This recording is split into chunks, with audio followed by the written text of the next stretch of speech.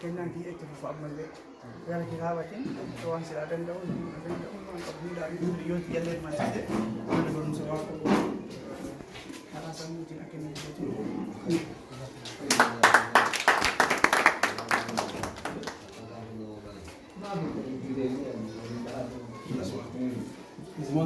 Shusman kota ko duan ko Anggudu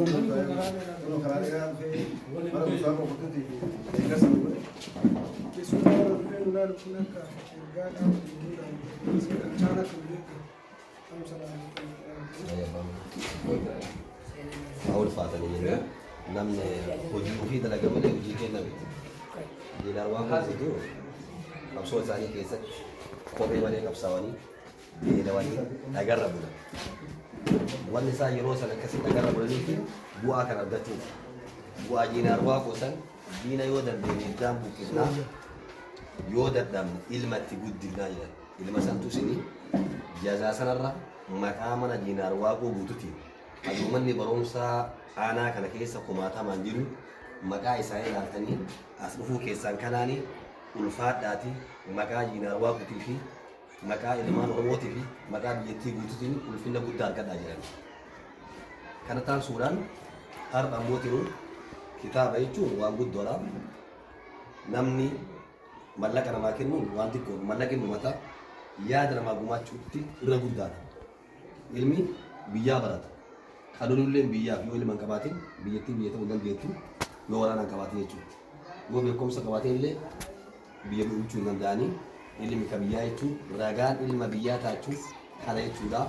Yoo ilma biyyaa hin ta'in yoo ilma warraa ta'e yookaan du'ee qablee jira yookaan mormatti afaan bu'aa mataa isaa bichaaf afaa faayidaa qabu jechuudha. Ilma biyyaa jechuun kana ragaa biyyoomaa qabattee dhuftee ragaa jeenaawaa qo'ara ol fuudheetiin biyyattii tanarratti addunyaa guutuurratti gurri kan kee haadha gahu jiru.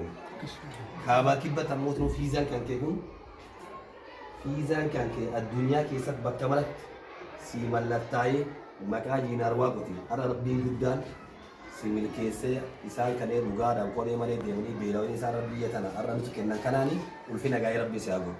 Kanamaa kennullee rabbi namaa miti carraa kanneen rabbooti si filee biyya keessaa si filee inuwaayuu ilmi jiinaar waaqotu ka carraa kana qabnetu jira.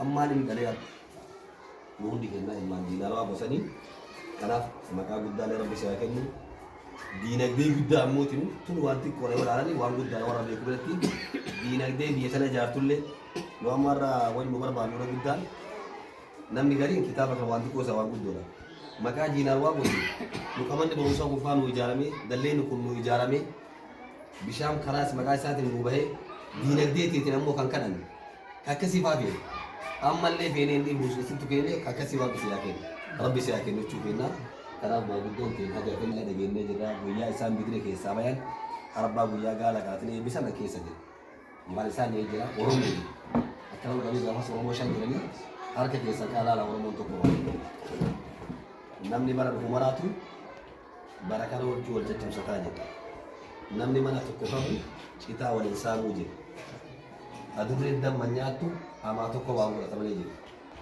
Shimbirreen foon nyaattu cubbii takka waan godhata malee jiru. Deebiin keenya gaafa guyyaa qiyaamaa warra magaalaa bulee. Wala gareen ta'e nafeetu gaafa qiyaamaa wala gareedhanii gaafa isaan dhufanii ganaa isaanii nuu fidanii maddoonaa ta'uu nu bira jirraa abbaa duulatii fi duneetii isaa dookaan dhaabatanii adoo duun isaanii qabsaa'ee ni jedhu. Anaaf abbaan duulalleen har'a asitti hin argamu yaani. Har'a asitti argamanii haa ta'uti qabsoo kanatti kanaan nu dhaqee ulfaadhaatii kabajamaatii rabbi isaa ulfeessuu jedhama. Jireenya hundi ilma namaa jechuu hin danda'amu. Har'a wanti akkanaa kaleessa ture. Biyya teenya keessatti Oromiyaa keessatti wantooti akkanaa kaleessa ture. Dura kana argachuu feenna fi rabbi galanna haa ta'u.